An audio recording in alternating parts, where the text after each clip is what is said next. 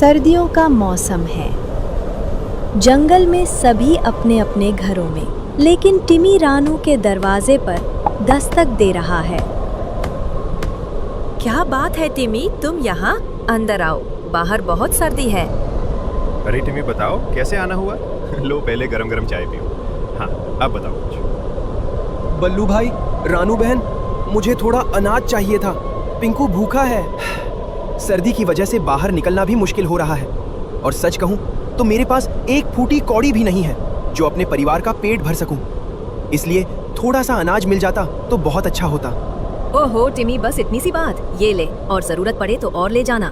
लेकिन एक बात कहूँ, ये एक हफ्ते में तीसरी बार है तुम हमारे घर आए हो। बाकी के दिनों में कालू भैया और मीनू के पास गए थे, मैं ये भी जानती हूँ। लेकिन तुम्हें नहीं लगता यूँ रोज रोज मांगने से अच्छा है तू खुद का कुछ व्यवसाय शुरू कर ले?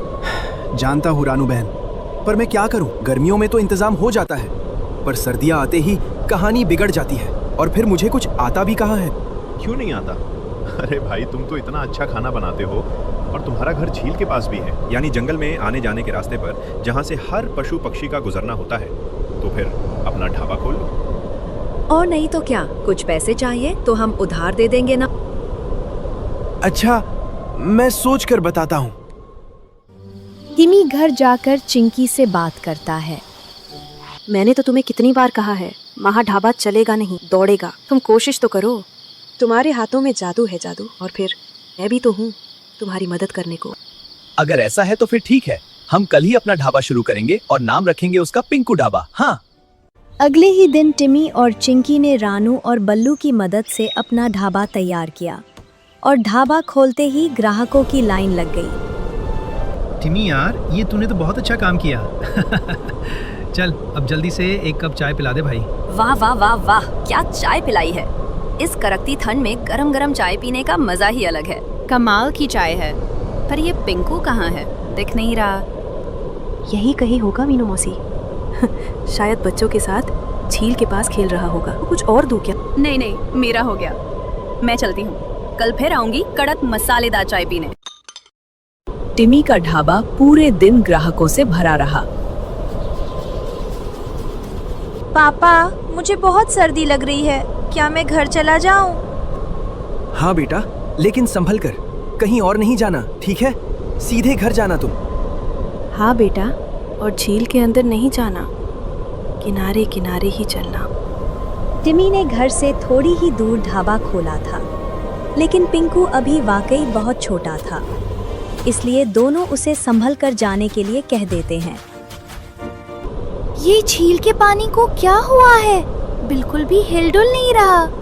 पिंकू ने जैसे ही पानी के ऊपर पैर रखा, उसकी खुशी का ठिकाना नहीं रहा, क्योंकि सर्दी की वजह से पानी जम गया था।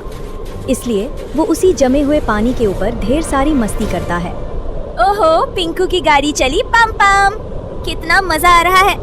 काश ये पानी जिंदगी भर इसी तरह से जमा रहे, ताकि मैं इसमें खेल पाऊं। वरना मम्मी पापा तो मुझे इसके आसपास भी नहीं भटकने देते। इतने में चिंकी वहाँ आ जाती है। मम्मा देखो, ये पानी जम गया है। अब आप मुझे इस पर खेलने से नहीं रोक सकती। अब तो मैं यही खेलूंगा। हाँ बेटा, लेकिन ये कभी कभी पिघल सकता है और तुम झील में गिर सकते हो, इसलिए दोबारा ऐसा नहीं करना। चिंकी की बात सुनकर पिंकू का मुंह बन गया। हाँ, मम्मी मुझे कुछ ज्यादा ही छोटा समझती हैं। अरे ये सर्दियों का मौसम है, ऐसे कैसे पानी पिघल जाएगा? कोई बात नहीं, मैं तो कल भी यहीं खेलूंगा। रात होते ही सभी अपने अपने घोंसलों में सो गए। मुझे तो यकीन ही नहीं हो रहा। चिंकी ये देखो, हमारा गल्ला पूरा भर गया है। अगर मुझे पहले पता होता कि लोग मेरे हाथ का खाना इतना पसंद करेंगे, तो मैं पहले ही ये ढाबा खोल लेता। आज बहुत दिनों के बाद हम भरपेट खाना खाकर सोएंगे। सही कहा, वो भी अपनी मेहनत के पैसों से। अब आपको कभी किसी के घर अनाज मांगने के लिए नहीं जाना पड़ेगा। आधी रात को खिड़की से तेज सर्द हवाएं अंदर आने लगती है। टिमी का घोंसला टूटा फूटा था और उनके पास गर्म कपड़े भी नहीं थे, इसलिए वो रात भर ठंड में ठिठुरते हैं। न जाने इतनी सर्दी क्यों पड़ रही है। मेरे तो हाथ पैर जाम हुए जा रहे हैं। शायद बाहर बर्फबारी हो रही है। हाँ, मेरा अंदाजा बिल्कुल सही था। बाहर बर्फ गिर रही है चिंकी, इसलिए इतनी ठंड है। बर्फ तो अभी भी गिर रही है। आज आप अपना ढाबा बंद ही, ऐसे मौसम में भला कौन ही आएगा। अरे नहीं चिंकी, ऐसा नहीं कर सकते। मुझे जाना होगा। तुम और पिंकू यहीं पर रहो। मैं तो आपके साथ ही जाऊंगा। मुझे बिल्कुल भी सर्दी नहीं लगी है। तो फिर मैं ही यहाँ क्या करूँगी? वहाँ चूल्हे के सामने रहूंगी तो थोड़ी कम सर्दी लगेगी। लिए चलते हैं। दूसरी तरफ जंगल के दूसरे जानवर। कालू जी, इससे पहले कि मेरी हड्डियां अकड़न के मारे काम करना बंद कर दें, आप फटाफट से टिमी से जग भरकर चाय ले आइए। क्यों भूरी, मुझे ठंड नहीं लगती क्या? अरे बाहर बर्फ गिर रही है भाई, बर्फ। और वैसे भी इस मौसम में टिमी ढाबा खोलेगा कैसे? अरे जाकर देखो तो सही, वरना आज रात का खाना भूल जाओ। अरे यार, अलग ही धौंस है, जाता हूँ। कालू बुरी सी शक्ल बनाकर टिम्मी के ढाबे पर पहुंचा तो देखा कि आधा ढाबा तो बर्फ में दबा हुआ है। मीनू मौसी, रानू, बल्लू सब उसकी मदद कर रहे हैं। अरे टिमी, तेरा ढाबा तो पूरी तरह बर्फ में दब गया है। लाओ मैं भी कुछ मदद कर दूं। सबने मिलकर बर्फ हटाई और फिर टिमी के हाथ की गरम गरम चाय पीने लगे। दूसरी तरफ पिंकू झील के पास गया और अरे बाप रे, झील कहाँ गई? यहाँ तो चारों तरफ बर्फ ही बर्फ है। लगता है झील खत्म हो गई है। अब मैं इस बर्फ पर खेलूंगा। पिंकू जोर से बर्फ पर कूदता है, जिस वजह से झील पर जमी पानी की परत टूट जाती है और पिंकू उसमें फंसकर जोर जोर से चिल्लाने लगता है। मम्मी, पापा, बचाओ बचाओ, कोई मेरी मदद करो। टिमी का ढाबा ज्यादा दूर नहीं था, इसलिए वहाँ बैठी मीनू मौसी को पिंकू की आवाज सुनाई दे जाती है। चिंकी, पिंकू कहाँ है? अभी तो यही था, खेल रहा होगा। ये आवाज ध्यान से सुन। मम्मी, पापा, बचाओ बचाओ, कोई मेरी मदद करो। हाँ मौसी, ये तो पिंकू की है। पिंकू! सभी पक्षी पिंकू की आवाज के पीछे पीछे झील के पास पहुंचते हैं। यहाँ से झील कहाँ गई? यहाँ तो चारों तरफ बर्फ ही बर्फ है और पिंकू की आवाज भी यहीं से आ रही है, लेकिन वो है कहाँ? लगता है बर्फबारी की वजह से झील का पानी जम गया और उस पर बर्फ जम गई और शायद पिंकू इसी बर्फ में फंस गया है। हे भगवान, मेरा पिंकू कहाँ है? Mummy, mummy! आवाज यहाँ से आ रही है। रुको टीमी, ऐसे पैर मत रखो। अगर वहाँ पानी हुआ तो तुम भी फंस जाओगे। हमें काम करते हैं, उड़कर देखते हैं, शायद हमें पिंकू दिख जाए। कुछ देर तक तो आवाजें आती है, लेकिन फिर पिंकू की आवाजें बंद हो जाती है। लेकिन रानू को पिंकू मिल जाता है और वो उसे उठा कर लाती है।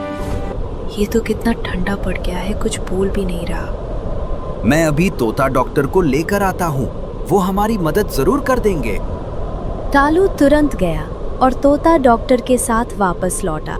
इतनी देर तक ठंडे पानी में रहने की वजह से इसे सांस लेने में दिक्कत हो रही है। तुरंत इसे गर्म जगह पर लिटाइए और जड़ी बूटी खिला दीजिए। पिंकू को आग के पास लिटा दिया जाता है। कुछ देर बाद वो होश में आता है और सभी खुशी मनाते हैं। अब अगले दिन। चिंकी, आज तो कल से भी ज्यादा बर्फबारी है। मैं ढाबे पर जा रहा हूँ, तुम पिंकू का ध्यान रखना और अब से मैं अकेले ही जाया करूंगा वहाँ। टिमी जब ढाबे पर पहुंचा तो देखा कि पूरा ढाबा जलकर राख हो चुका है। चारों तरफ बिखरी बर्फ के बीच में उसके ढाबे का मलबा था और आसपास पक्षी। ये मेरे ढाबे को क्या हुआ? ये सब किसने किया? भगवान जाने, हम तो जब यहाँ आए तब तुम्हारे ढाबे की ये हालत हो रखी थी। मुझे तो लगता है जरूर किसी ने रात में कांड किया है। टिमी की तरह की देखी नहीं गई होगी ना। हमें महाराज के पास जाना चाहिए। अब वही पता लगाएंगे कि इस सब के पीछे कौन है। दूर खड़ा राका ये सब सुनकर हंस रहा था। रानू उसे देख लेती है और चुपके से धावा बोल देती है। सच सच बता राका, ये सब तूने ही किया है ना? हाँ किया है तो क्या कर लेगी। आई बड़ी। इतने में महाराज के सिपाही वहां पहुंच जाते हैं और राका को महाराज के सामने पेश किया जाता है। क्या हम जान सकते हैं राका, तुमने ये सब क्यों किया? क्या दुश्मनी है तुम्हारी टीमी से? तभी कहानी पास्ट में घूमती है। टीमी राका के दरवाजे को खटखटाता है। अरे टिमी, क्या बात है भाई, बताओ। वो थोड़ा अनाज चाहिए था राका भाई, दे दोगे क्या? टिमी भाई, तुम्हारा रोज रोज का काम हो गया है, पर कोई बात नहीं, 1 मिनट रुको। राका अंदर से अपनी झूठन लाकर टिमी को दे देता है। राका भाई, ये तो आपकी झूठन है। मुझे अनाज चाहिए, झूठन नहीं, वो भी उधार। मैं आपको वापस कर दूंगा। अरे जा फटीचर, पहले भी कभी दिया है जो अब देगा? मेरे पास तो यही है, लेना है तो ले, वरना निकल यहाँ से। टिमी वो झूठन वहीं फेंक कर चला जाता है। वर्तमान में मैंने तभी सोच लिया था कि इसका घमंड तो मैं एक दिन उतार कर ही रहूंगा। मुझे लगा आज नहीं तो कल ये दोबारा मुझसे अनाज मांगने आएगा, पर इसने तो ढाबा खोल लिया और पैसे कमाने लगा, इसलिए मैंने इसका ढाबा ही तोड़ दिया। न रहेगा बांस और न बजेगी बांसुरी। अच्छा तो ये बात है, मैं शर्म आनी चाहिए। एक तो उसकी गरीबी का मजाक बनाया, ऊपर से उसके जमे जमे रोजगार को खराब किया। सिपाहियों, ले जाओ इस बदतमीज को जेल में। इस तरह राका को जेल में डाल दिया जाता है। शेर खान खुद अपने सिपाहियों से कहकर टिमी के लिए ढाबा बनवाते हैं। कुछ दिनों बाद सर्दियां भी खत्म हो जाती है और टिमी का ढाबा भी अच्छा चलने लगता है। तो कैसी लगी आपको ये कहानी? कमेंट करके ज़रूर बताएं। वीडियो पसंद आई हो तो लाइक और शेयर करें